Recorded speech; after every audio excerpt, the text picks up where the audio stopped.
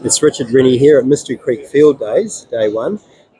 This is as part of our 2 questions in 2 minutes series for Mystery Creek, asking industry heads a couple of questions on their views of their sector. I'm with Craig Young, he's the CEO of TUANZ. Craig, there's been a lot of profile lately about the Starlink satellite system, which sweeps above New Zealand, and what it may mean for better internet connectivity in rural areas. What's your thoughts on the Starlink system and promises that it could bring for rural New Zealand? Right? Yeah, look, I think it's a great addition to the toolkit. It brings some really good quality broadband into the rural sector, and it also covers parts of New Zealand where there isn't any coverage at the moment.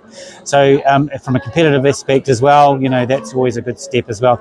There are some other things you've got to think about. One is it's quite expensive, which might be absolutely fine for you if you've got a business, or if you've got that need, you can cover the cost of it.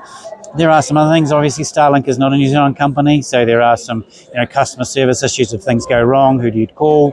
But I think on the balance of it, if you've got no coverage or very poor coverage, then this is a really good option.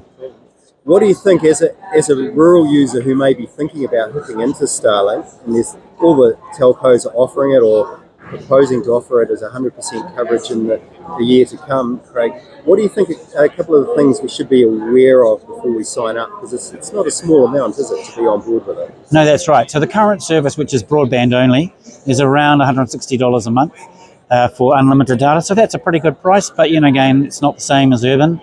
It's more expensive than urban, and it's not a New Zealand company, as I said. The 100% coverage that many of the mobile companies are talking about is a thing to come, and that's around mobile coverage. The service at the moment is broadband and broadband only.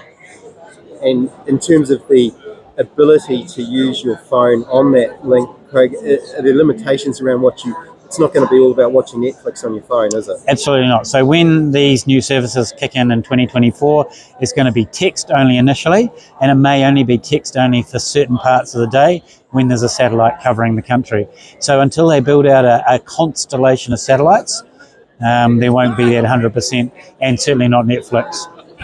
Good to know. Thanks, Craig. No problem.